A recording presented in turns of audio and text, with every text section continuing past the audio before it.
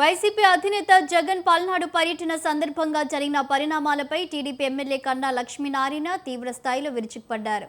జగన్ పర్యటన ఓదార్పులా కాకుండా పల్నాడుపై యుద్ధం ప్రకటించినట్లుగా ఉందన్నారు.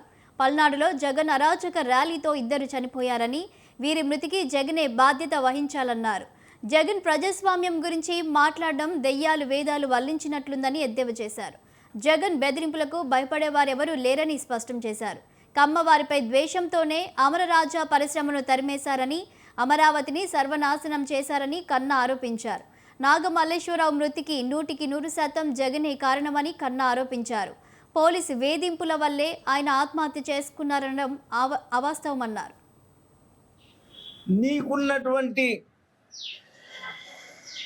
క్రిమినల్ మైండ్ ఆలోచనతో, నువ్వు దురుద్దేశంతో పల్నాడు ప్రజల్ని అవమానపరిచే విధంగా నిన్న నీ ర్యాలీలో 2 ప్రాణాలు బలికొన్నావు.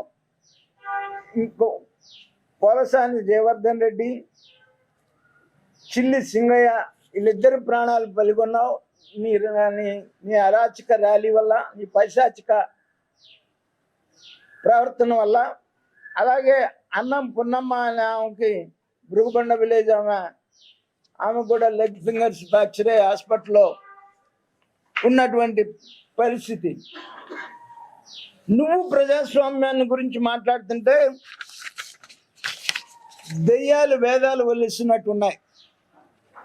చంద్రబాబు నాయుడు గారిని కూడా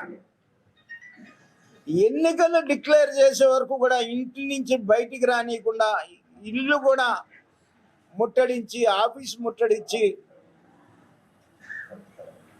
ఆఫీస్ బగలు కొట్టి ఇల్లు బగలు కొట్టడానికి ఇంటి మీద దాడికి వెళ్ళినటువంటి పరిస్థితి నీ రాక్షస పాలనలో. అలాగే పవన్ కళ్యాణ్ గారిని విశాఖపట్నంలో హోటల్ నుంచి కిందకి దిగనీళ్ళ పరిస్థితి. కానీ నిన్న ప్రజాస్వామ్య పాలన ఎలా ఉంటుంది, అప్రజాస్వామ్య పాలన ఎలా ఉంటుంది అనడానికి తేడా నిన్న నీ అరాచక ర్యాలీ